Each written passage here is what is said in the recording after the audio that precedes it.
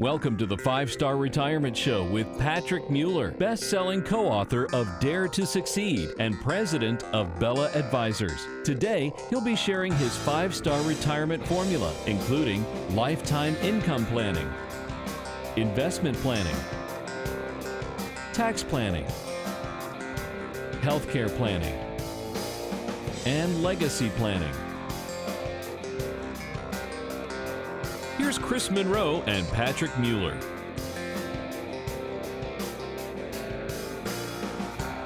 Welcome to 5-Star Retirement. I'm your host, Chris Monroe, alongside Patrick Mueller. Why do I always want to mess up your name, Patrick? I don't know why it's so hard for me to say Mueller. You know, it's just the story my whole life. Bueller, or the latest thing. Are you the Robert? Are you related? No. Are you related to Robert Mueller? You get that now. Well, of course, I get the Marilyn Monroe thing all the time. Which I wish, but no. I hadn't put. Let's just put that to I rest haven't put right that now. together yet. So that's no affiliation. The to President Marilyn Monroe. No, I don't own Monroe County or Monroe Drive or any of that stuff either. Monroe Tires. No, I don't. Monroe Shocks, the shock company. Yeah. Man, I wish I owned some of that. We're back today with Patrick Mueller of Bella Advisors. And again, we're going to have a great conversation about how you can retire the 5-star way. And let's talk before we get started into our segment here about what each point of that 5-star is. Sure. So how we came up with the 5-star retirement is there are 5 areas to retirement planning, and we got to have a strategy and a plan for each one of those different areas. So the first star is your income plan. How do you replace your paycheck when you retire? Now you're unemployed for the next 25, 30 plus years. How do we create that income that you need that's going to maintain your lifestyle for however long that's going to be? And then the next star is your investment plan. How are your investments designed to help you accomplish that? How much risk are you taking? How much are you paying in fees? How much volatility is in your portfolio? And then we take a look at taxes. Are there pitfalls that are there that do you have too much tax deferred money? Are there ways that we can make things more tax efficient now or at some point in the future? Because that's going to be a big one when you retire. And then you've got healthcare as the next star. So healthcare planning, whether it be you retire early and you need health insurance, when you reach Medicare age and the stuff that you need to have, and then later on down the road when it comes to home health care, assisted living, nursing home care. And then the last star, the 5th star, is your legacy plan. Is everything titled properly the way that it needs to be so it gets from point A to point B the way that you need it to? Do you have your estate plan set up? And then if you do have legacy aspirations on what you want to leave behind, how do you do that? This is not something that you want to try to figure out, folks, sitting at your computer one night just by yourself on the internet. And that's why you need Bella Advisors. You need the guidance of someone like Patrick who can really sit down with you and your spouse, you and your family, whoever needs to be involved in this planning situation, whether you're nearing retirement, whether you've got 10 years to retirement, or whether you're in retirement and you're like, oh, I need to make some adjustments. Where am I at? That's where folks can get in touch with you and find out for sure. That's exactly right. So we sit down and we figure out where folks are at and the current path that they're on, and then how many stars do they have already in their 5-star retirement plan, and then we'll give you our observations on what we see on the things you should be paying attention to. Are there some red flags there that you need to be fixing, and making sure there's not stuff that's there that you don't know that's there. Yep, that's true. Well, when we led into the show, we talked about some good news and some not so good news, and them being kind of the same thing. Oh, yeah. The bad news is... I want to know what this is. Well, the bad news is there's a lot of pitfalls that are out there waiting for you, whether it be fees or taxes or penalties and all these decisions that you can make. The good news is that you've got someone like Patrick to help you out. That's right. That's the good news. That's right. I've already done all the geeky training, right? Yeah. For a long time. And that's okay. 23 years. It's hard to believe I've been doing this for over 23 years now. And things change all the time. I mean, when you started 23 years ago, This is a lot different. Way different. So way different today. Let's talk about some of these things that are not good news and in the way that you can help folks. And I've got a huge list, and we probably won't get to them all this segment, but let's talk about. Let's do it. Let's dig in. The first thing is fees. Do you really know what you're paying? Whether it be expense ratios, mutual fund transaction fees. Do people still pay those? I guess they do. They're still out there, right? If you got a mutual fund, you do. They're still paying those, although they're trying to go down to zero in some cases. Management fees, 12B1 fee. Mm-hmm. So let's talk a little bit about those and the way that we can get around those. So when it comes to mutual funds, they're really expensive. And so most people just look at one thing, which is called the expense ratio. And that's like at the tip of the iceberg when it comes to fees. So they give you this thick prospectus that you get in the mail, and I'm sure everybody's listening that gets one of those. You probably read through it from cover to cover. I'm sure you understand it all. And so when you look in there can be up to 17 different fees, and they don't have to call them fees. Like you were just talking about, you got these transaction fees and these 12B1 fees, and you got all these opportunity costs and all these different things that are in there. But they add up. And so Forbes did a study on mutual funds, and the average mutual fund cost is 3.73%. And that's the average in the industry. So the expense ratio was a little bit about over 1%, but all the hidden costs were like another 1.5%. And then the tax inefficiency costs that are in there was another 1+%. Wow. And I try to use this analogy that's kind of like having an amazing racehorse. You could have a great racehorse, but if you got a 373-pound jockey riding on top of your racehorse, guess who's not winning any races? You're going to be lucky if that thing makes it around the track. That's why jockeys are, 4'11", and that's why they're so tiny. 65 pounds. Yeah. Right. Yeah, that's true. That's very true. And it's one thing that I never knew because, the first thing when we go shop mutual funds is we're looking for expense ratio and the return rate. That's right. And whether it's over a 10-year period or whatever. So when we see a rate of return, is that before expenses or after expenses in a prospectus or an online? It's minus the expense ratio, but all the other additional expenses a lot of times are not included. Included in that. So you can shave another 2% off of there generally. That's right. So they say that over I want to say over a 20-year time frame that mutual fund companies end up taking 60% of your returns, and they're taking 0% of the risk. So you definitely want to be getting with somebody to figure out how much are you really paying in fees, how many hands are in the cookie jar, and they're taking that money out every quarter because they don't have to disclose that to you in your statement, which I think should be illegal, but they do it through that prospectus that they send out. Well, and it may be another thing that, when they redid the loan documents to make it clearer for people, and there's been the credit card, there's been legislation for that. You're exactly right. It's surprising that has not come up, that it be clearer in the financial realm of what you're actually paying. Yeah, they make you put it so $100 difficult. in. Yeah, what are you actually getting out of that? Because so you've got the expense ratio, which is the annual charge that's charged by for just the fund management, right? Just for that, for the fund manager to manage the fund, and that's not the transaction fee. That's not the transaction fee. So a transaction fee is when you buy or sell, I guess, right? That's right. So a lot of times you'll look it up and you'll see that, this fund last year, they had a 300% turnover ratio, which means that they sold off the portfolio 3 times. They bought and sold it. So say they got 1,000 holdings. Well, they sold off 1,000 holdings, and then they bought 1,000 more holdings. And then they sold it off, and then they bought it all. That's a big turnover. So they did that 3 times. And every time that happens, the commission gets charged, and it gets charged to you. And then people don't really realize how that eats up your returns, eats up your money. Especially as you become wealthier, you gain more wealth. These are pitfalls that you're going to easily, need to find ways to save that money. Yeah. So if you think about it, if the average mutual fund cost is 3.73% that's out there, you don't realize that you're paying it. Then if somebody's got $1 million portfolio, that's $37,000 a year. That's just going to be paid in fees. There's a lot of people that would like to have $37,000 just in not in fees. So just in income. When these new mutual funds are coming out, they're saying 0% expense ratio. There's still fees in there, right? There's still fees. There's no free lunch, folks. There's no free lunch, no matter what you do. Yeah, you got to figure that stuff out. So we got to get rid of all those fees. We want to take that 370-pound jockey and get it down, like you were talking about, to 50 pounds. That's what we need to do. Or whatever. I don't know how much. And do you know how heavy an average jockey is?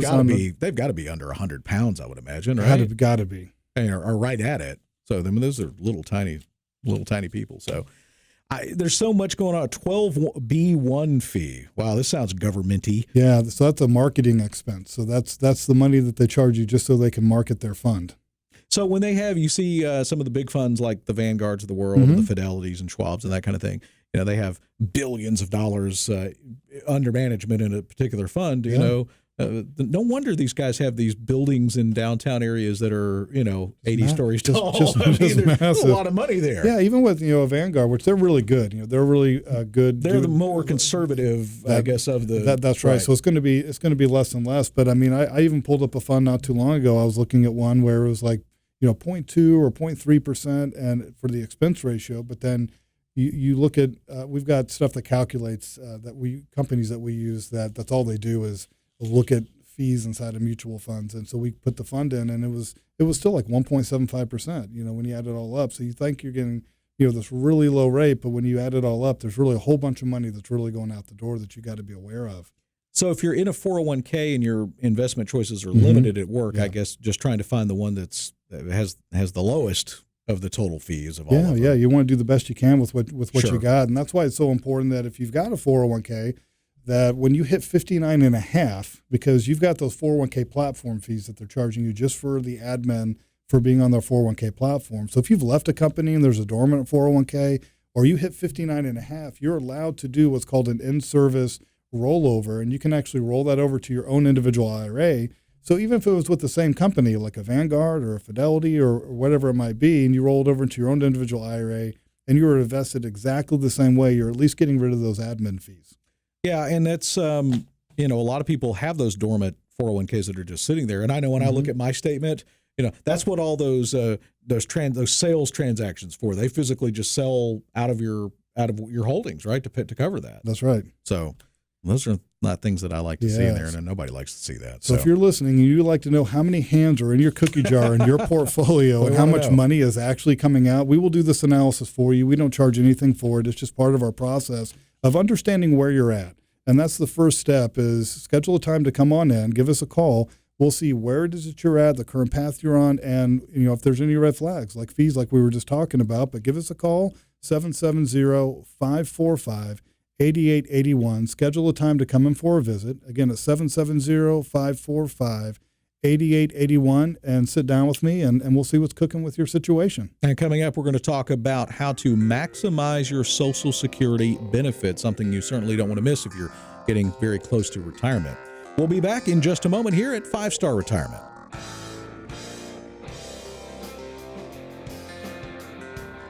Welcome back to 5 Star Retirement. Chris Monroe, Patrick Mueller of Bella Advisors. As always, here another great show underway, and we're certainly glad that you're with us. We'll, of course, tell you how you can get in touch with Patrick and his team and get your retirement on track to being a 5-star retirement and not a 1 or 2-star retirement, because let's face it, we want a 5-star hotel and not a 1-star hotel where we've got to worry about bed bugs. That's right. No bed bugs in the retirement plan. No bed bugs. All right. That's what we're going for. So, all right. This is about Social Security in this segment and maximizing the benefit. So in 2019, the average Social Security benefit for a U.S. retiree is $1,461 a month.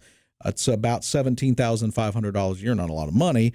When it comes to claiming that benefit, a recent study found that 96% of people claim it at the wrong time. That I don't know where the study came from. 96% of people are not calling you and talking about when exactly right. they can maximize that benefit. So, Well, a lot of times people just want to hit it at the earliest time. They're like, I'm going to turn on at age 62 and get it while the getting's good. Right. Yeah. So a lot of times people turn on their benefits way too early, and they don't really realize a lot of the pitfalls that kind of come around that. Do you think, and we talk about people are living longer today, and that's obvious, people are living well into their 70s and beyond now. So does health factor in if somebody is in poor health and they're at 62? Does it make sense for them to go ahead and take benefits then? Yeah, if somebody's in really bad health, or they got some health conditions where, they're probably more than likely they're probably not going to live a really long lifetime, then right. it can make sense to do that.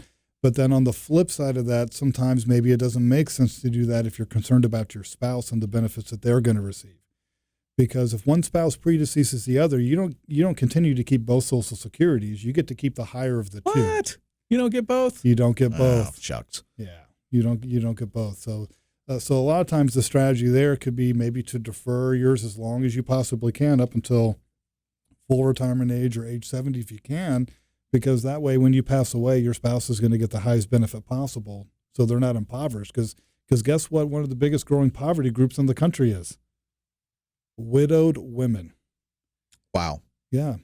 Well, and think, the previous generation, especially all the baby boomers that are retiring, and I know my dad falls into that. Mom didn't work, and he handled all the finances. Mm-hmm. So had he passed away, she would have not known where any of that stuff was or how to access it, and I could see how very easily a widow could have gotten into that situation. So I see this all the time. So where I'll have a widow that will come in and see me, and they just plop down all this stuff in front of me. I'm like, right. Patrick, my husband took care of everything. I have no idea what's going on here. I have freaking out, and because it's unexpected. Nobody's really planning for that to happen, and sometimes I can help and sometimes I can't. And that's why it's so important with what we talk about every single week the sooner you get a plan in place. So because, there is one spouse that's handling all the finances, right? But if you're that person who's not handling the finances and they pass away today, how much money are you going to get? How much income are you still going to have?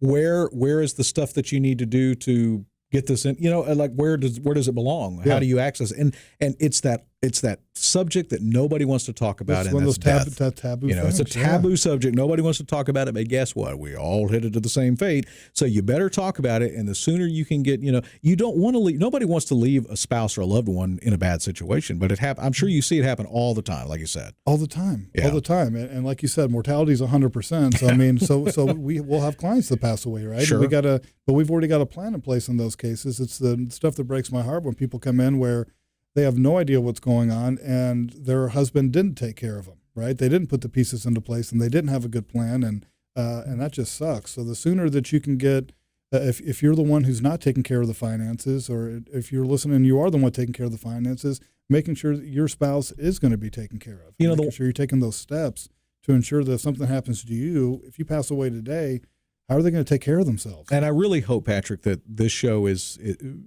the folks listening out there will turn on a lot of light bulbs and get people off. I mean, there are times in a lot of our lives where we need a nudge from somebody to get us going, or maybe even a little more than a nudge to get us going down the right path. So how do folks get in touch with you?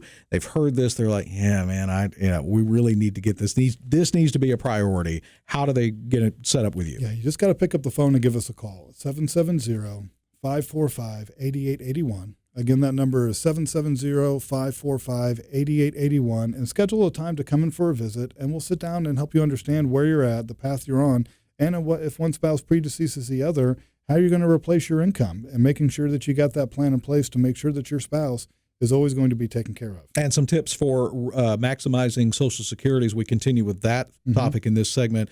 And this is a big one, and I don't think people even realize this anymore. Remember that little green and white statement they used to send you every year? Well, they don't do that anymore. They decided, well, it's more important that we go spend money on something else.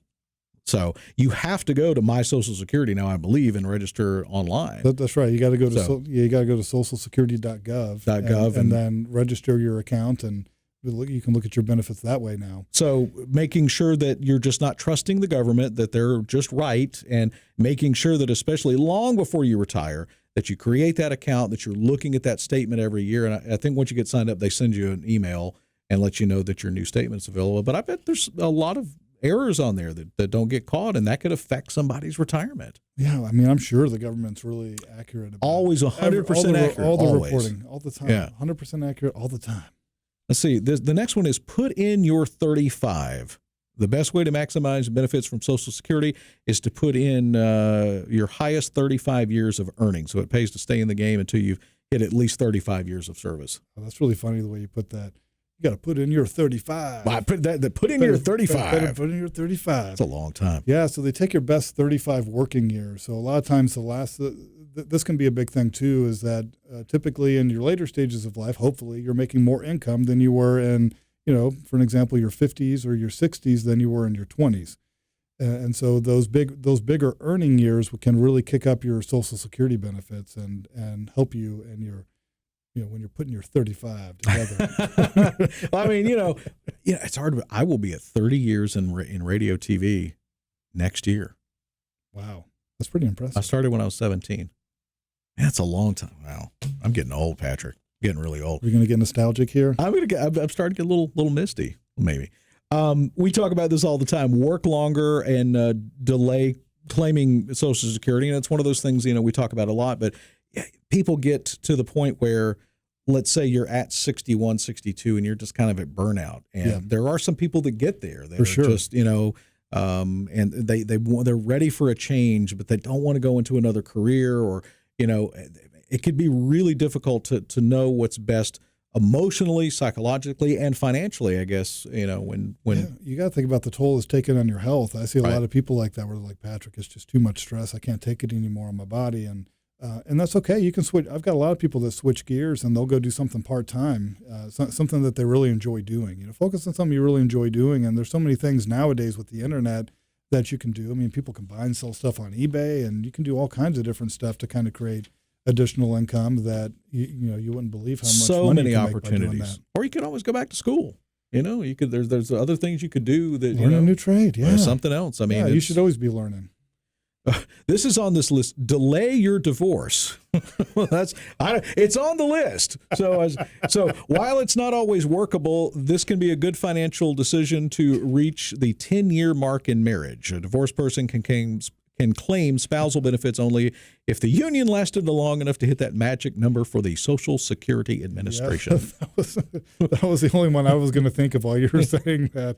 Of why you would not want to get your divorce if you really want to be getting a divorce. I mean, I guess holding your marriage together to maximum. I guess it's a strategy. We got to get to the 10-year point, honey. We're doing it for the kids and for our Social Security. Yeah. So what happens at 10 years is that entitles your spouse to half of your Social Security benefits, to where they'll get a spousal benefit. So especially if one spouse was working and the other spouse was taking care of the kids, then they hadn't been paying into Social Security. So you got to make sure you're married at least 10 years, so you're entitled to those Social Security benefits, and making sure that you at least get that going for you. Yeah, and that makes sense. Take Social Security while on unemployment. If you've been laid off and are old enough for Social Security, you might be able to receive unemployment and Social Security benefits at the same time, based on each state, I guess. It says it's state specific. So that's something new for me. I didn't know that. Yeah, you just got to be aware that if you're taking it before full retirement age, that those unemployment benefits are not going to be more than $17,000 a year, because then they'll start penalizing you on counting that as income and penalizing you on your Social Security benefits. But yeah, if you're full retirement age and that happens, then yeah, you can kick on those benefits and you can get both. I like that. That's a good sound of that. And if you have lost a spouse, if you've had that happen, seek the survivor benefits. So one spouse can, if one spouse depreciates, the other spouse can get half of those benefits. Half of the benefits. So it's not the full. Oh, I'm sorry. I must have misheard it. If your spouse or even your ex has died, you can collect their benefit amount if it's greater than your own. Yeah. So if you hit that 10-year mark, right, and your ex passes away, right, then yeah. So or if your spouse passes away, then you get their full benefits. You lose yours, but you'll get their full benefit. So that can be some light at the end of the tunnel for some of you disgruntled divorcees. Right? We're at 9 years and 10 months. We just got a few more. So folks are living longer and they're saving more for retirement. And we're going to talk about some surprising truths about retirement in America when we come up. How can folks get in touch with you again, real quick, Patrick? Go to our website, bellaadvisors.com. Or just give us a quick call, 770-545-8881, and schedule the time to come in for a visit, and we'll help you understand where are you at on the path to your 5-star retirement plan, how does it currently look, and we're going to show you the red flags that you got, if you've got any, and how to fix those things. Oh, I'm sure there's a lot of them. There'll be red flags. So don't you worry. Patrick's going to make sure that you are on path for a 5-star retirement. Stay with us.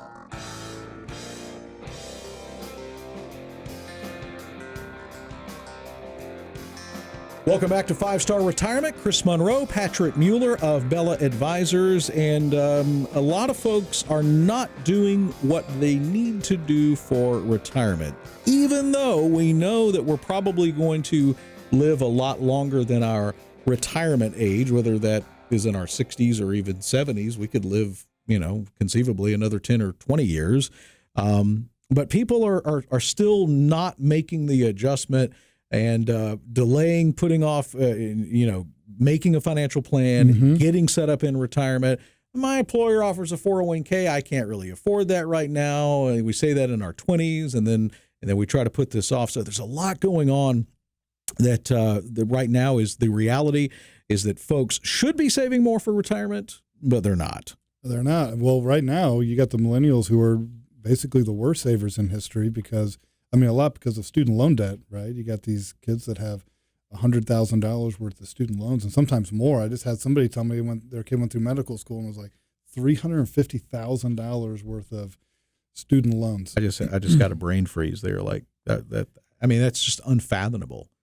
And especially unless you are getting a specialized degree that's going to put your earning potential way up there, whether it be in the legal field or the medical field or the aeronautics field or something like that. Yeah.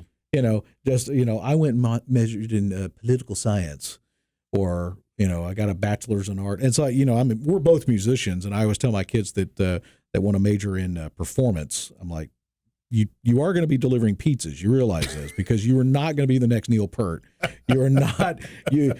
I'm like, please get an education degree so at least you can teach band or orchestra, and you're not going to be delivering pizzas while you're 40. Yeah, it's so funny because I grew up in the pizza business. My dad owned pizza restaurants. Really? Yeah. Nothing wrong with that. So I can totally spend pizzas, and I've delivered my fair amount of pizzas. I bet you've delivered a lot of pizzas. And yeah. I mean, you got. But you don't want to be doing that at our age, right? Yeah. When you're trying to support a family, so there's a lot of things that you have to take into consideration. It could last longer than you think. We're talking about our lives. So the average American will retire at age 66 and live until nearly 79. But for a lot of us, retirement will last a lot longer than 13 years, and that's because the number of individuals who die relatively young skew the numbers. Longevity. So it's something that you have to think about. I would imagine that a lot of people now are probably, the retirement, the whole concept of retirement has changed a lot since our grandparents were in it. My grandfather worked at Lockheed for a bunch of years, and they had the party for him when he retired at 60 or whatever it was, and he got the gold watch and the thing, and then you shuffled off and went to play bridge or something. People don't do that anymore. I mean, it's just it's a completely different situation. So, I would think that a lot of people are waiting longer to retire these days and working longer. Sometimes that can be the case. Yeah. Sometimes that can be the case. I mean, I've got this one client that I'm working with, and he's in the robotics field, and he just absolutely loves what he does. He's just one of those fortunate people that pick something that he really loves doing, and they're creating some really cool stuff. And he's like, I'm going to keep doing this as long as I can do it, because he just likes doing it and it keeps him busy. And yeah, right. He's still got the income coming in. Well, and you know what? And that probably speaks to a misconception that we feel like we have to retire at a certain age. Yeah, like I always see myself doing something. Right. I mean, I would go a little insane, I think, that if I had just nothing to do. I mean, but I mean, on the flip side of that, I mean, I'm pretty good at sitting on the beach and now listen, and drinking drinks. And I can certainly lounge with the best of them, but I'm with you, and I think for most people, work gives us purpose, and for those that are out there in jobs that you absolutely hate, even if it's a high earning job and you just absolutely, thank God it's Friday, oh Lord, it's Monday type of situation, there's still time to reinvent yourself. Exactly. If you're hating being at work during the week and you're living for Friday and hating Monday, right, then it's not a good situation. It's not a good thing. Yeah. And life is short. It's going to fly by really quickly. So you want to switch gears and, like you said, figure out a different career, study something in the evenings, figure out something part-time you can be doing or something that you really enjoy doing. And it's so much easier today with the internet, I mean, you can get a whole college degree online now. I mean, come on, you have kids like doing toy, describing toys and making millions of dollars, right, on YouTube. I hate all of them. These YouTube seriously. Yeah. I mean, it gives. Yeah, I mean that is one of those hope things, right? It's like, man, we got to figure out how to do that. You got to know yourself, and I think you a lot of people don't know what they want to do, even well into their 40s and 50s. They're still trying to figure it out. A lot of financial advisors recommend replacing 80% of your usual income, or I guess your whatever you got to. So is that still a benchmark of what? I mean, is it different for everybody? I guess. I don't know where that anything. I mean, are you gonna do 20% less in retirement? That's probably not going to be the case. It's actually the opposite, is what I see. Yeah, is that every day's a Saturday now when you're retired, and you got all this free time, and free time usually equals more money coming out of your pocket. That's a lot of Amazon shopping. It is. That's a lot. It's a lot of idle time. A lot of idle time on the computer. Yeah. So you end up spending way more money. I mean, a lot of times people's expenses, I see it going up. But we understand what is your lifestyle. We got to make sure that Okay, well, are you going to be traveling more now? Are you going to be getting into different hobbies? Are you going to be golfing, 3-4 days a week? So All of that costs money. all that stuff costs money. And Even it though adds you up. might get a senior and it adds citizen up quick. discount at the Piccadilly Yeah. for 55 and over. Actually, that sounds good. Some Swiss steak with That's a some good benchmark. I could just fry that fried chicken's pretty good. right? Yeah, actually sounds kind of good. So Americans are way behind on saving. So an analysis by the Economic Policy Institute using data from 2013, so we're at 6 years now, showed that a typical couple in the 56 to 61 age bracket had just $17,000 set aside. Is that true? How much? Wow. Wow, that was pretty crazy. For many of us, that's not enough to live off for a year, let alone a whole retirement. So, what happens if I would assume that a lot of people come in with you have some wealth set aside, some savings, but Yeah, most of the time, and people have set aside, they've been contributing to their 401ks and they've made things to where they're automatic. And that's the big thing, is where you just want to you want to pay yourself first, because the future's coming and you want to be preparing for it, and just make it to where it's an automatic, like it's a bill. But yeah, so usually folks that are coming in, they've accumulated some kind of assets, and it's all about understanding where you're at. And this is something like this week I'm going in for one of those. I did my physical, because I'm hearing all these stories about people passing away in their 40s and all this stuff. I'm like, oh man, I haven't had a physical in a long time. And so I went and I got the physical, and luckily the doctor said that I'm not old enough to have to do the prostate exam, which I was pretty. I knew that's where you were going with it. I was pretty happy about that. Look at you being Mr. Responsible, though. I know. That's yeah, nice. yeah. And that is unusual for a guy, because we tend to put off going to the doctor. I don't need to go to no doctor. I've been. So, yeah. Yeah, so I'm doing this heart scan and this lung scan this week, and just making sure everything's going on, and I don't have like one of those Black Widow things going on that they'll talk about in your heart.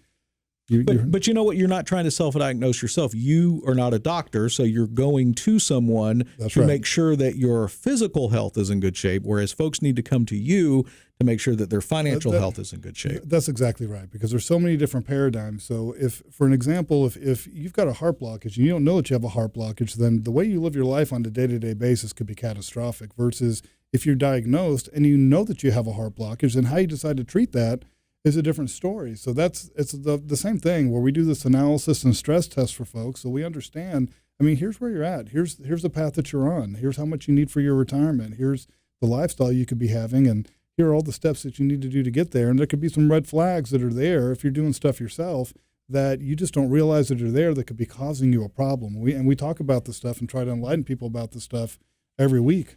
And and I think it should be said that if you're listening to this, watching this right now, and you have somebody in your life that needs to hear this information, make sure you share this video. Make sure you share this show. You tell them how to get this information, how to get in touch with Patrick, because, it's not only the people that are at, let's say, 55 and above right now that are, getting ready to ramp out of the workforce full time and into retirement, but, it's speaking to the younger crowd too. And it says here that 43% of Americans are using some sort of retirement plan, whether it's a 401k or an IRA. So that's less than half. Mm-hmm. And that's kind of scary. That's scary. Yeah. Well, yeah. You got to make sure that you're contributing to something. And the earlier you start, right? If you're in your 20s or 30s, the sooner you start that, the sooner you could retire, right? If you do things right and you kick butt early, you could be one of those people that's retiring at 45, that's right? true. Or 50 and doing the stuff that you really want to be doing that makes you happy. And here's real quick here before we get to the break. Medicare does not cover assisted living, and this talks to one of your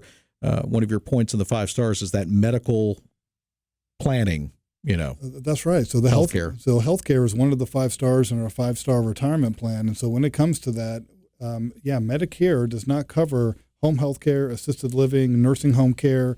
And it's extremely expensive around Atlanta. I want to say it's about $8,000 a month for a nursing home, and I want to say that's even for a semi-private room. Right. I don't even think that's for a private room. So it's even more than that, especially if you need specialty care.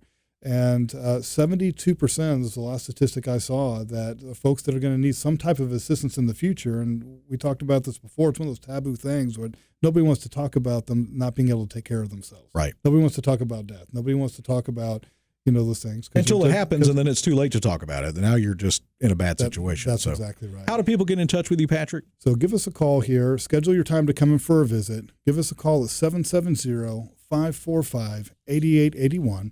Again, that's 770-545-8881. Schedule your time to come in for a visit. We'll sit down, talk about what's going on with your situation. We'll take your stuff, and we'll do a stress test and analysis on it so you'll understand where you stand, and you're going to get clarity, and it's going to make you feel a whole lot better going through this process. Because I hear it all the time. Man, Patrick, I wish I'd met you 5, 10, 15 I bet you hear that all the time. plus years ago. But give us a call, 770-545-8881. Our BellaAdvisors.com. Stay with us. The Q&A segment is coming up next on 5-Star Retirement.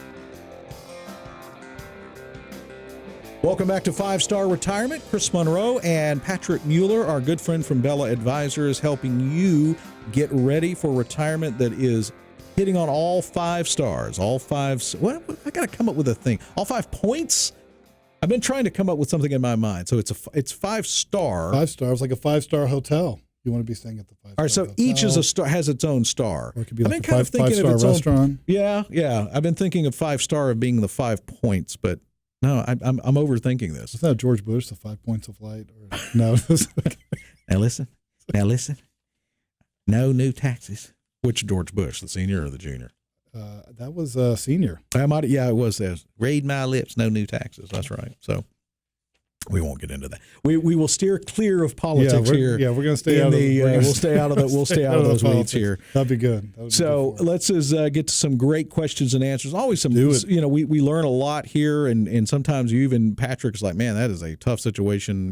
Let's dig into this further. So we heard from Brian in Loganville, and he wants to know, what advantages do exchange traded funds have over mutual funds?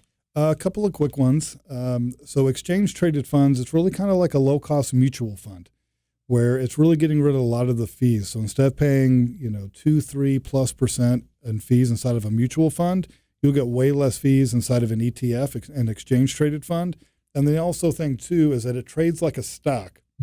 So if you want to get out of it, so if you see that you wake up and the markets are really starting to tank and you're like, I really got to get out of this position, well, you can sell it off and then you're done. If you're in a mutual fund, you got to wait until the end of closing day to see where that fund is at. A whole day of crash before you can sell. And that's a big difference. That's a lot of anxiety. So we don't have all of we talked earlier segment about the fees that are inside a mutual fund. There's not as many fees other than just maybe the purchase fee and that kind of thing in an ETF? Pretty much. So, you still have some fees that are inside of there, but sure. You're probably going to be less than like 0.5%. Oh, that's most of the time. better than 3. And it can be significantly less than that. Yeah. So instead of paying 2-3+%, you're going to pay, like 0.3%. So it's a good move.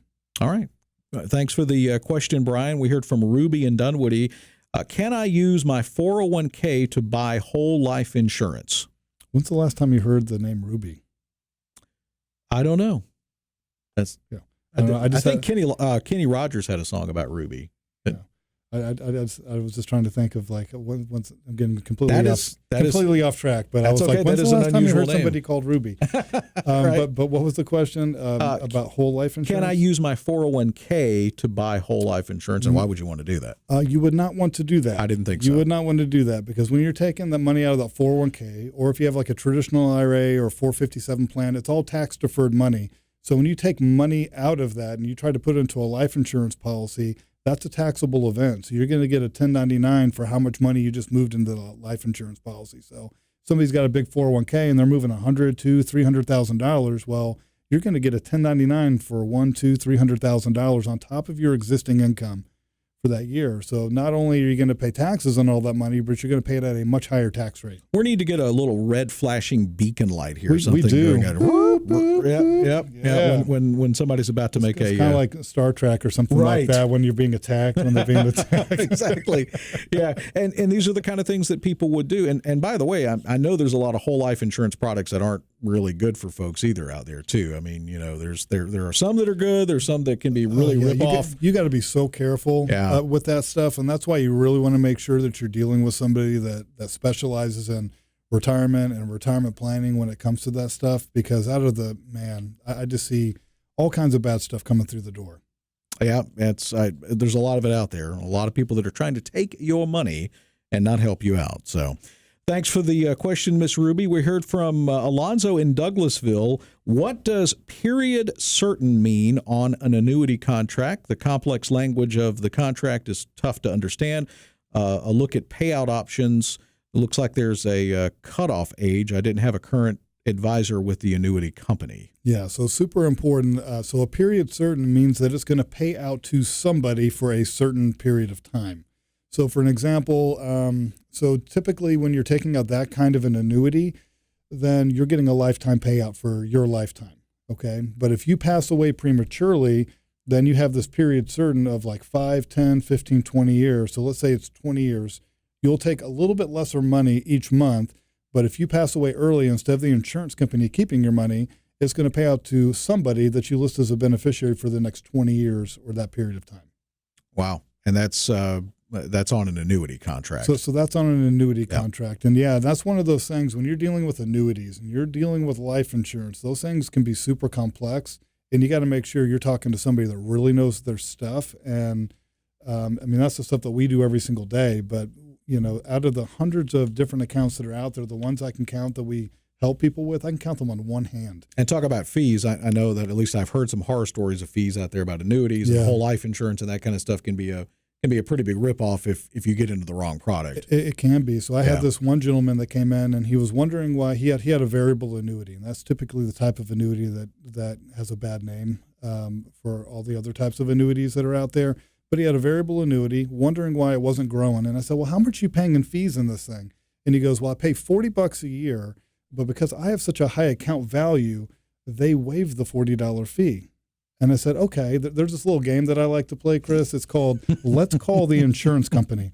Okay. So then we put the insurance company on speakerphone. And we should do that sometime. Oh, that would be fun. And you just have to know the right questions to ask. Right. What are the mortality and expense fees? What are the sub-account fees? What are the rider fees? And so we started adding up all these fees, and he was paying a minimum of 5% in fees. So he had about $600,000 in this account. So he was paying $30,000 a year just to have the money sitting there. That's 1 year. Add that up over a 10-year period of time. And he had this thing about 8 years and wondering why this thing wasn't growing for him. Yeah, well, it was growing, but it was growing the bank account of the insurance company. Sure. That's right. Wow, my goodness. Thanks for the question, Jim. Yeah, good one. We heard from Claire in Vining. Should I move my IRA away from a place that charges a 2.5% fee? Speaking of which, this seems high to me. I'm not sure how to tell if I'm getting my money's worth. I'm planning to retire in 3 years at 67. Oh, man, get that thing out of there. Yeah. So you can do a rollover. You can just do an IRA to an IRA transfer over to another company and get rid of all those fees. Those fees sound really high. 2.5%. And again, people may have signed up for something that they saw on a web ad, or they may have gotten a mailer and it sounds great and we'll give you a free toaster if you sign up for an account, or $100 bonus and all this, but man, there's no free lunch. And, you know, you get caught into these fees. And just like the other, you talked about the person in that annuity, you know, spending $30,000 a year in fees, didn't even realize it. Has no idea. And so they give you that big stack of papers or prospectus or a big stack of papers, and nobody ever looks through that stuff. And if you do, I mean, there's all this legalese that's in there and you have no idea what in the world they're talking about. So it makes it really tough. We heard from Jeremy in Canton. He's 61 years old, never married, no kids. How much retirement planning do I really need to do, since I don't care if there's any money left for anyone when I die? Well, you got to make sure that there's money left for you. That's a good point. So he's 61. I mean, if he's in good health, he could live, a long time. I mean, come on, man. People are living until their 90s, well past age 100. I mean, there's more centurions. Is that what Centurions? Centurions, Centurions. I think. Yeah. Than greeting cards or birthday cards, right, than any other time in history. I mean, that's amazing. Yeah. So, I mean, people are living longer than ever. Doctors are keeping us ticking. So, yeah, I mean, you're 61, but if you really live a really long time frame, you might not be concerned about legacy. So there are ways that you can set things up to where you can maximize and guarantee that you're not going to outlive that money and really live it up. But you want to make sure that you're definitely going to be taken care of the rest of your lifetime, and you're not going to impoverish yourself. So in his case, the 5 stars, you would just take one of those and put it back somewhere else that was more important to him. That's exactly right. I mean, so legacy may not be important to him, but I'm sure it is for a lot of people. Yeah, but he wants his income, right? So that income plan, then we maximize it so you can spend and enjoy your money at the highest level possible. Absolutely. For however long that's going to be. Alex in Alpharetta says, how do I roll over a simple IRA to a Roth IRA? So typically with most companies, they'll have a form that you'll fill out to where you can just start up a Roth IRA account and you can move it over. But if you're moving your money from a simple IRA or a 401k or any of these tax-deferred accounts, you got to realize whatever you're rolling over into your IRA, you're paying income tax on that money now. So you want to make sure that's not throwing you up into a higher tax bracket and you're going to have to pay way more in taxes than you should have to pay. And see, this is why all these questions, you need to come in and you need to sit down with Patrick, who's going to sit face to face. I know this is a new concept, folks. This is not an internet thing or a questionnaire. This is a real live human guy with, what'd you say, 23 years of experience in this, and has seen the ups and downs and what's going on and the trends and things that you need to do to live a 5-star retirement. So how do folks get in touch with you, set up an appointment to come in and get you and them and the spouse in front of you? Yeah, so you just got to pick up the phone, give us a quick phone call, 770-545-8881. Again, that's 770-545-8881. And I say this all the time, that what if 45 minutes could change the next 45 years of your life? And so you just got to come in. We're going to sit down, take a look at where you're at, do that stress test and analysis, just like I'm doing on my health this week, and see where you're at, see if there's any problem areas and if there's things you should be paying attention to, and you're going to gain clarity on your current situation. And just like the show every week, I'm sure you're going to learn something new that you didn't know before that's going to be helping you as you move forward. So just give us a call, 770-545-8881. Personal responsibility and accountability, it's a lost art today, but it's something that you have to take charge of for your family. It's so important. So, Patrick, another good show, my friend. Always good to be with you here. Getting better and better. Absolutely. And we're glad that you joined us. Make sure that you let somebody that you love know about this show. Make sure that you pass along this information to them as well. For Patrick Mueller and Bella Advisors, I'm Chris Monroe. Thank you for joining us. We'll see you next time on 5-Star Retirement.